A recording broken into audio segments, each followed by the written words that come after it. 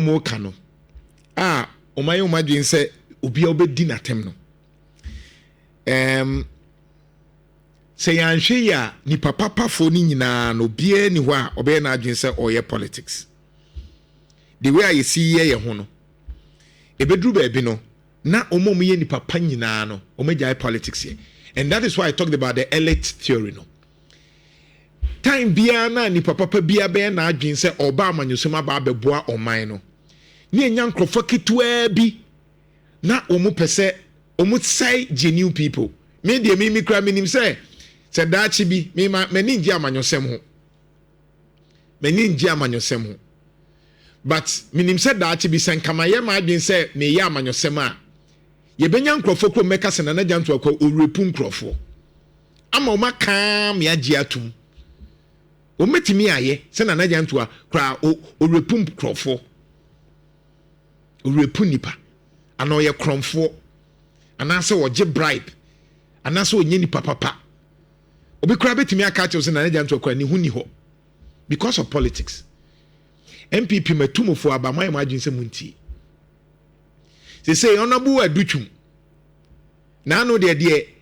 abakra ne se omude 10 cents de omude ye Kenya Japan bi no 10 cents of Kenya Japan say de MPP for na bio actual 10 cents of Dr. ADUTWUM ne bone ne se wakoka se wo pa chewa mem pa chow in general mane nkwete se as MPP for anya ade no nim say education na de share nsa no oya ade enti a chow pa no e wo se wutimi pa chow se aha de ye pa chow ba we de ya ade na necha wo pa ni nyina chewa e be kwakwete se MPP as wo ma anya hwe ba ye nim say MPP for nso ye won nyoma bi wo ho mu ya ade especially education and na ye ka say ye Haruna Idrusu say STEM no omubeye ni yie STEM okwa Haruna Idrusu ni Facebook or say STEM no eno na ye the way to go enti say omudi ahode say be hyem more STEM yin so yenim say honorable Dr. ADUTWUM na de bai MPP for crowd de bia na mo ye campaign na say free senior high school STEM TVET na say for education pan na mo de ka ho asem say all of a sudden Dr. ADUTWUM say ope president inti ya sha se edi natem ya the 10 cents afekra de say Dr. ADUTWUM ye kronfo MPP for enti sebi munsua de kakra MPP for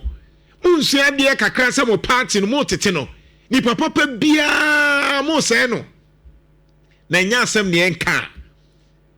enti wa wo hwe Dr. ADUTWUM na ni mo nyam yi